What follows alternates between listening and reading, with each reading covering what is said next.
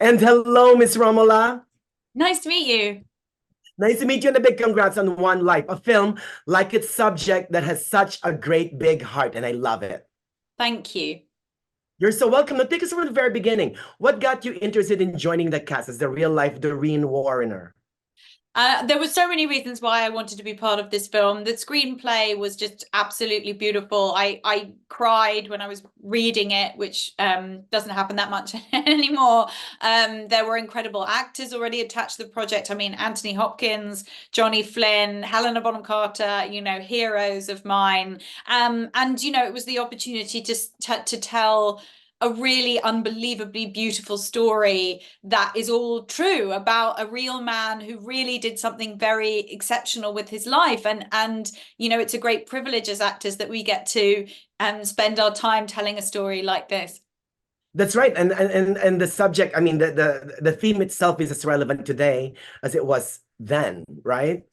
Absolutely. And I think, there's so much population displacement in the world now, people being forced to flee their homes, and I think that the time, it's easy to forget that at that time in history in the 1930s, people were very reluctant to allow refugees into the country because there'd been an economic depression in Britain, and yet there was this incredible need and this existential threat, and the attitude that the people who were involved, Nicholas Winton, Doreen Warriner, Trevor Chatwick, took was just that even if we can only manage 50 people, even if it's only 100, that's better than nothing. And I think that attitude and that kind of, basic humanity is something that the film really reminds us of. In preparation for the role, what did you discover? What's the most fascinating thing you learned about Doreen Warriner?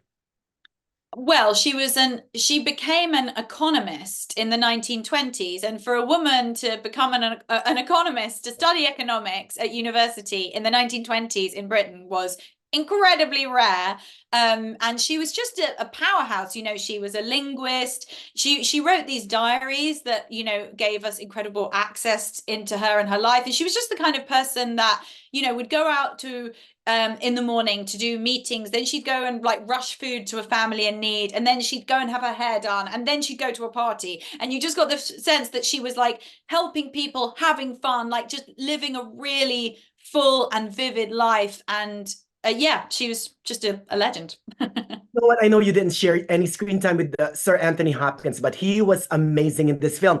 Like you, he disappeared in the role, right? Oh, thank you. That's very kind of you. Oh, you're so welcome. Now, One Life is being released on March 15th. What do you hope for viewers to get after watching the film, Miss Ramala?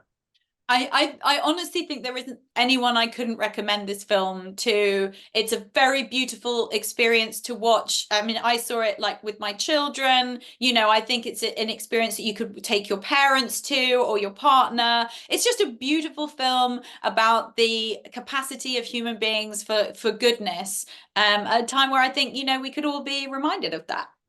I'm still crying, by the Yeah, way. Tears of joy. good, good. That's what we wanted. Yeah. A big congrats on One Life again, and a film that is, like what I said, is as relevant today as it was then. It's a fantastic movie. Thank you very much.